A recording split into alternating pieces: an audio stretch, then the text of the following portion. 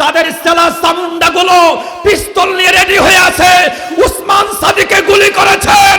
আমরা বলতে চাই, বাংলাদেশের এই বর্তমান সরকারকে বলতে চাই, 24 ঘন্টার ভিতরে সাদিকে গুলি করার ওই সন্ত্রাসকে ধরতে না পারলে বাংলার তাওহীদি জনতা আপনার মস্তককে তাস্তারাবুত করে ছাড়বে।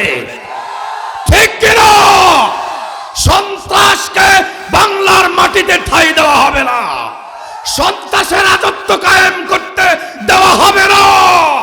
24 ঘন্টার ভিতরে গ্রেফতার করে আইনি শাসন, আইনি বিচার কায়েম করতে হবে।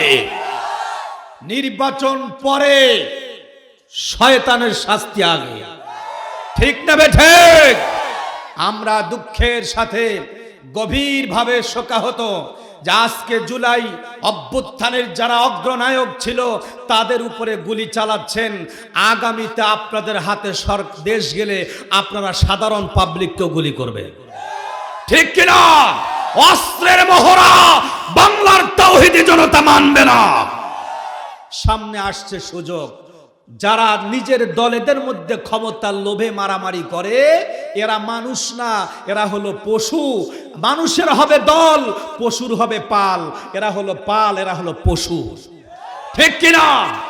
আগামীতে চিন্তা ভাবনা করবেন, এই পশুদের সঙ্গে দল মানে পাল করবেন না মানুষের সঙ্গে দল করবেন। তাহলে সিদ্ধান্ত নেবেন।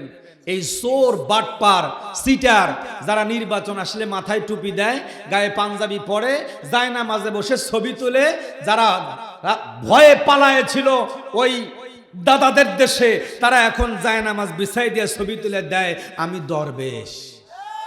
কথা বলে না? এক দরবেশ দাড়ি কেটে পালাইছিল, এখন আরো দরবেশ নতুন করে জন্ম হইতেছে। হায় হায় হায় হায় হায়।